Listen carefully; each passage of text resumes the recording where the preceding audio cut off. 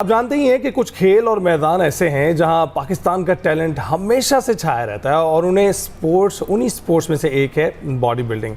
पाकिस्तानी तंजसाज पूरी दुनिया में अपनी मुनफरिद पहचान रखते हैं और अब नौजवान बॉडी बिल्डर सैयद बिलाल ने भूटान में गोल्ड मेडल जीतकर पाकिस्तान का नाम रोशन कर दिया है। बलूचिस्तान से ताल्लुक़ रखने वाले नौजवान बॉडी बिल्डर सैयद बिलाल ने 16वें South Asian body building and physique sports championship 2026 में शानदार कारकर्दगी का मुजाहरा किया। 8 ममालिक के 11 तंजसाजों को शिकस्त दी और फिर गोल्ड मेडल अपने नाम कर लिया। बिलाल ने पाकिस्तान के लिए ये चौथा गोल्ड मेडल हासिल किया है और स्क्रीन पर बिलाल को आप देख कर ही आप अंदाज़ा लगा सकते हैं कि वो खुद पर कितनी मेहनत करते होंगे। मज़ीद उनकी ज़बरदस्त फिजिक और जीत का राज जानते हैं, उन्हीं से हमारे साथ मौजूद हैं सैयद बिलाल अहमद, गोल्ड मेडलिस्ट हैं। बिलाल, बहुत बहुत शुक्रिया हमें ज्वाइन करने के लिए। गुड मॉर्निंग, कैसे हैं आप? जी वालेकुम सलाम, अल्हम्दुलिल्लाह, आई एम गुड। आप लोग कैसे हैं? अल्हम्दुलिल्लाह हम भी ठीक हैं। बिलाल, सबसे पहले तो मुबारकबाद, चौथा गोल्ड मेडल आपने जीता है, पाकिस्तान के नाम किया इसे। क्या जज्बात हैं, कैसा महसूस कर रहे हैं? जी बिल्कुल जी, अल्हम्दुलिल्लाह बहुत अच्छा लगता है जब आप अपने मुल्क के लिए खेलते हो और जब आपका गोल्ड आता है और परचम उसी का ही बचता है, तराना उसी का ही बचता है जिसका गोल्ड आता है।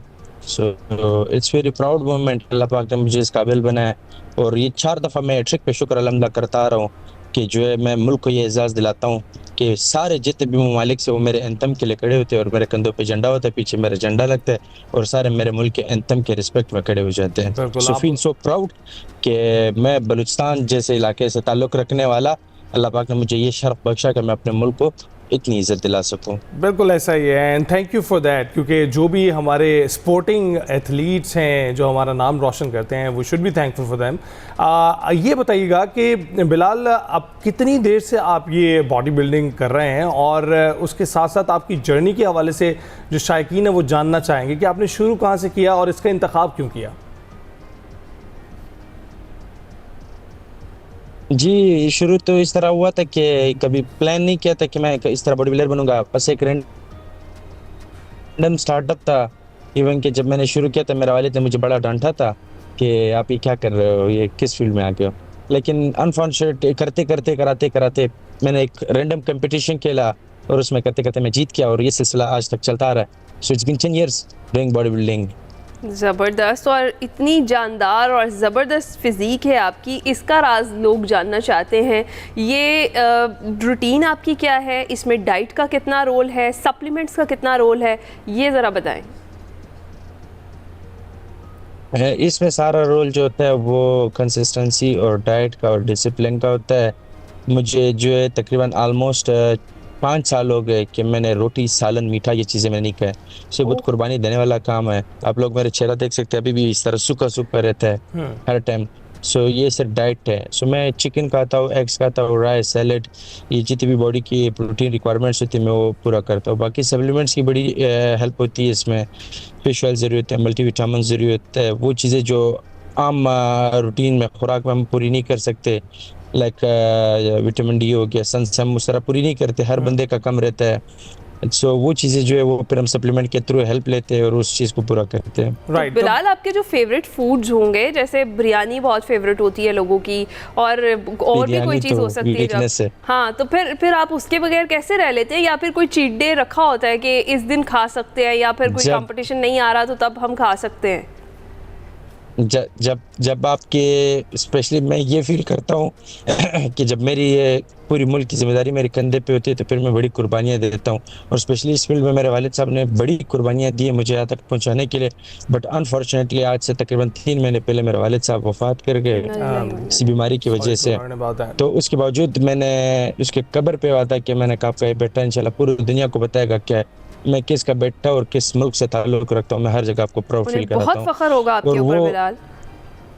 इंशाल्लाह मुझे उम्मीद है कि वो मुझ पर फख्र करेंगे और मैं उसी सोच को लेके चल रहा हूँ कि मैंने अपने डाइट में अपने किसी भी चीज़ के साथ कॉम्प्रोमाइज़ नहीं करना है और मैंने इस चीज़ को रेगुलर लेके चलना है ताकि मैं जो अपने मुल्क को इज़्ज़त दिला सकूँ और कल को मेरी फैमिली को जो मेरी वजह से इज़्ज़त बख्शे। अल्हम्दुलिल्लाह ये वो मेडल है जो मैंने जीता है, शुक्र अल्हम्दुलिल्लाह। जिस तरह मैंने 4 मेडल जीते साउथ एशिया, ये वर्ल्ड चैंपियन का, जब मैं वर्ल्ड चैंपियनशिप का मैंने गोल्ड जीता है, पाकिस्तान का तारीख का हिस्ट्री का पहला गोल्ड मेडल है। सो ये शर्फ मुझे हासिल है। तो ये इस तरह हासिल नहीं कि मैंने डाइट किया, ये चीज़ें कि मैं हासिल हो गया, इसके पीछे मैंने बड़ी स्ट्रगल दी है, कुर्बानियाँ दी है। मैंने घर वालों के साथ दस्तरखान पे बैठना छोड़ दिया, मैं अपना अलग खाता हूँ, अपना अलग पीता हूँ। सो एक स्पोर्ट्समैन की ज़िंदगी बड़ी जो है वो एक अलग ज़िंदगी हो जाती है। सो बड़ी बिल्कुल ऐसा ही कुर्बानियाँ देकर फिर मैं यहाँ तक आया हूँ। बिलाल, लेकिन बहुत मुश्किल अल्हम्दुलिल्लाह होता है फील वैसे प्राउड अमूमन।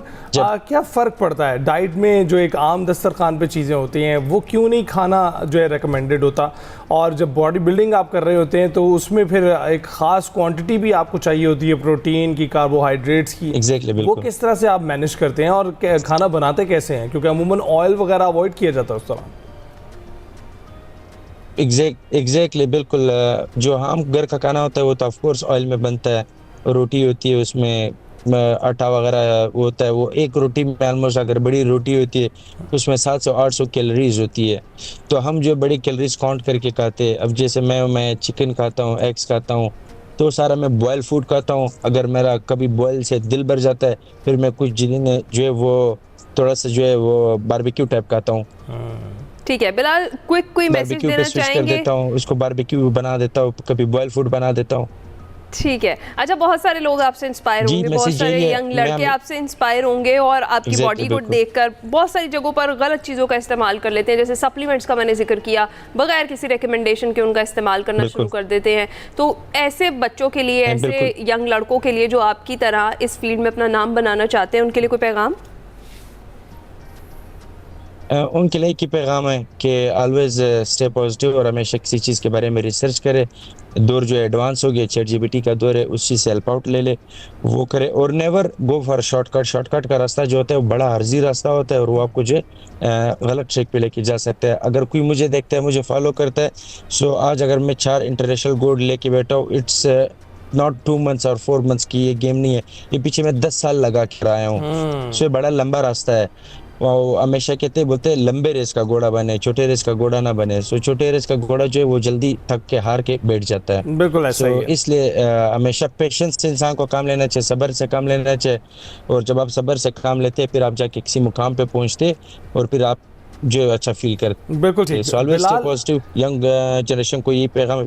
जी सर। जी बिलाल, बहुत बहुत शुक्रिया हमसे गुफ्तगू करने के लिए। और जैसा कि आप बता रहे हैं कि बहुत सब्र से काम लेना चाहिए, हमारे प्रोफेसर भी ये कहा करते थे। बिलाल ही की बात को अगर आगे बढ़ाते हुए कहें कि वो कहते थे कि जो ये कामयाबी होती है ये डिलेड ग्रेटिफिकेशन होती है, ये ओवरनाइट आपको नहीं मिलती है। देखने वाला यही समझ रहा होता है कि आपको एक रात में जो है कामयाबी मिल गई, लेकिन इसके लिए बहुत मेहनत करनी पड़ती है। और बिलाल जैसे जो एथलीट हैं वो इस बात का सबूत है।